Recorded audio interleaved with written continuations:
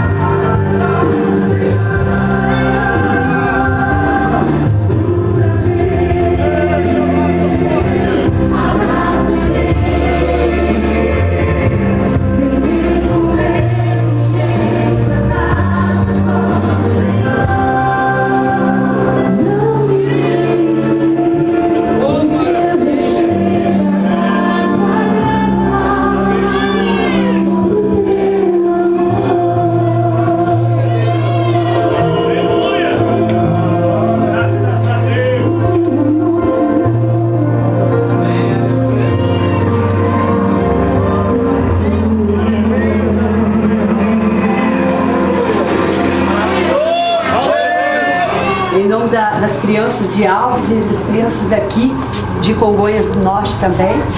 O versículo Salmo, né? O Salmo 23, né? Aleluia! Senhor é o teu pastor e nada te faltará. Glória a Jesus. Então eu quero, né, entregar para ele essa lembrança em nome de todas as crianças, né? Amém. Em nome de Jesus. Glória a Deus.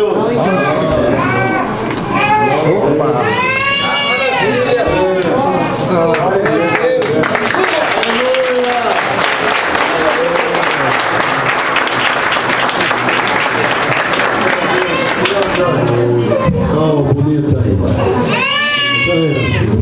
Continue adorando ao Senhor. Irmã Vera.